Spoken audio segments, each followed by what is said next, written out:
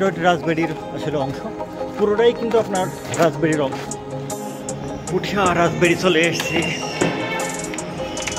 আসলে দেখে অবাক লাগে, আমি সবসময় অবাক হই যে এত বছর পুরনো জিনিসগুলো তারা কত মজবুতভাবে এবং নিখুঁতভাবে আসলে তৈরি করছে জিনিসগুলো।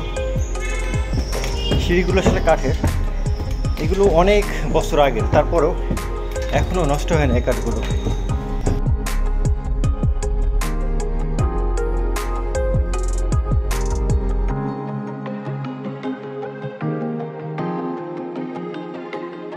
উপরে হচ্ছে জাদুঘর, বা ছবি উঠা নিষেধ উপরে জাদুঘরে। এ হচ্ছে বারান্দা। এগুলো কিসের?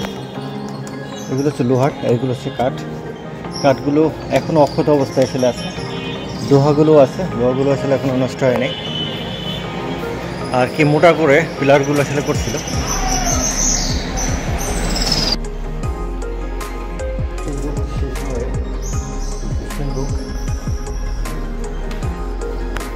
চিন্তা করা যায় কত মজবুত সিন্ধুক ছিল তাদের, এখনো অক্ষত অবস্থায় আছে। কত মজবুত সিন্ধুক। এটাও এক পাশে বারান্দা, লোহার অ্যাঙ্গেল দিয়ে টালি দিয়ে আসলে তৈরি করা। এটা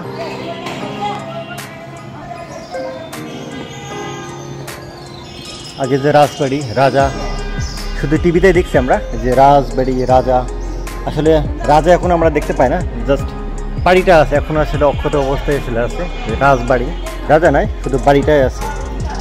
ওপাশে একটা দিঘি আছে, পুকুর আছে আর কি। তো আসলে ওরা নামার রাস্তা যে দিকে উঠছিলাম ওই দিক দিয়ে। আসলে পুঠিয়া গ্রুপ অফ এই জায়গায় যে জিনিসগুলো আসলে আছে এখানে দেওয়া আছে। নেমে যাই, নিচের দিকে যাই। তবে এই রাজবাড়ি ঢুকতে হবে আপনাকে গুনতে হবে মাত্র 30 টাকা, মানে অর্থাৎ 30 টাকা টিকিট রাজবাড়িতে লাগবে। আর একটু আশেপাশের দিকে আসলে যাই। এদিকে যাওয়া যাবে না? মানে ভিতরে যাওয়া যাবে না? তাহলে তো আপনার রাজবাড়ির অর্ধেক তো বন্ধ করে রাখছে। আমি এই পাশে রানীঘাট আছে, রানী ভবন আছে। আচ্ছা আচ্ছা, রবীন্দ্র মন্দির আছে। আচ্ছা এটা ই কে ছিল? এটা রাজা কে? হেমন্ত কুমার ওই সামনে সাইন করে আছে। আচ্ছা বড় জানিয়ে দেন। ঠিক আছে, সামনের দিকে যাই, দেখি কী অবস্থা। আগে যে রাজাগুলো ছিল ম্যাক্সিমাম সব আসলে হিন্দু রাজা ছিল। এটা হচ্ছে বড় গোবিন্দ মন্দির। এইদিকে রাজবাড়ি আসলে অনেক বড় সড়ো। ও এই যে গোবিন্দ মন্দির, মন্দিরগুলো চিন্তা করা যায় কত বছর আগে আসলে বানাইছিল, এখনও ওইভাবেই আছে এবং কত সুন্দর নকশা করছে। আর এই পাশে এগুলো আসলে ধ্বংস হয়ে গেছে।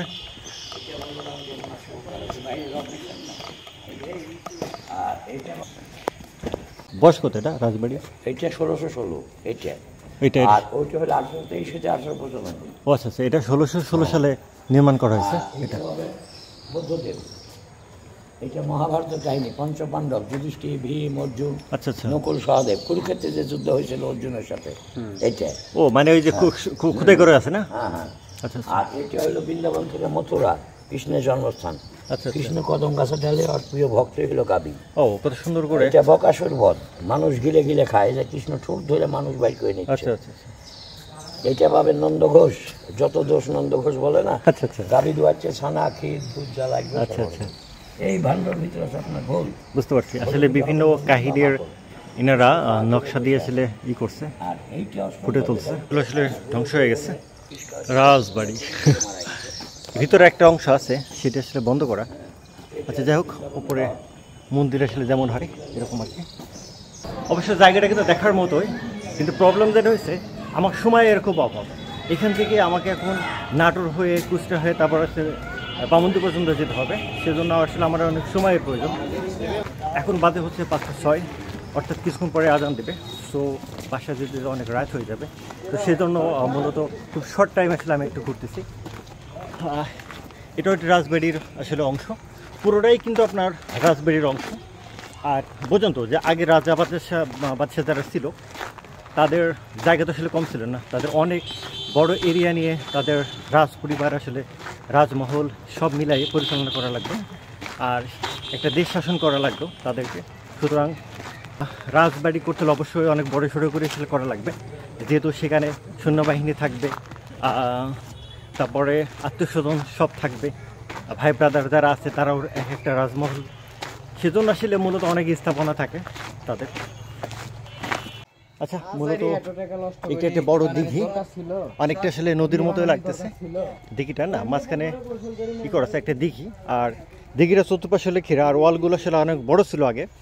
আর এই যে গোসলখানাটা মূলত এটা ছিল হচ্ছে এই রাজার রানীর আসলে গোসল করতো এই জায়গায়, এলাকায় না? আচ্ছা ঠিক আছে, ধন্যবাদ।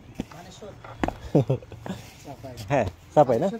আচ্ছা আচ্ছা, হ্যাঁ ওই দিক থেকে আমি আসলাম, আমি গেছিলাম রাজশাহী অঞ্চলটা ঘুরে এখন ব্যাক করতেছি। মেহেরপুর।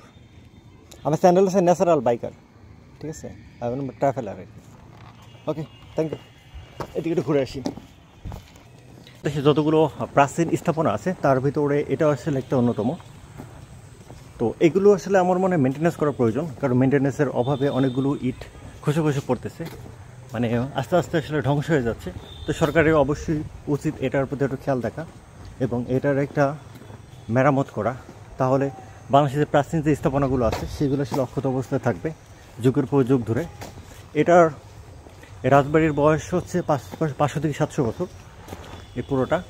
তো 5 থেকে 700 বছর ধরে অক্ষত অবস্থায় এখনও আছে। তো এটা যদি রক্ষণাবেক্ষণ আসলে করা যায়, আমার মনে হয় এখনও 500-700 বছর বা 1000 বছর তার অধিক সময়ও এখনও টিকে রাখা সম্ভব এই রাজমহলকে। এখন প্রায় সন্ধ্যা হয়ে গেছে, এখন এখান থেকে আসলে বের হব। এখন আমাকে অনেক দূর জার্নি করা লাগবে, পাশে যেতে হয়তো রাত 9টা বা 10টা বাজতে পারে। সকাল থেকে জার্নি করতেছি। বন্ধ হয়ে গেছে না এটা? আচ্ছা ঠিক আছে।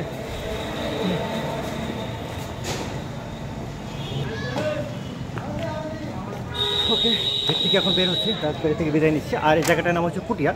আপনি যদি নাটোর থেকে রাজশাহী যান, নাটোর থেকে রাজশাহী পুটিয়া নামক একটা জায়গা পড়বে, এই পুটিয়া নামক জায়গায় হচ্ছে এই রাজমহলটি এসে অবস্থিত। যারা বিশেষ করে রাজশাহী বা নাটোরে আসবেন অবশ্যই এই জায়গাটা ঘুরে যেতে পারেন, অনেক ভালো লাগবে, সুন্দর লাগবে। কিন্তু আসলে আমার সময়ের অভাবে আমি বেশি কিছু আসলে দেখাতে পারলাম না, আর নিজেও আসলে বেশি কিছু ঘুরতে পারলাম না।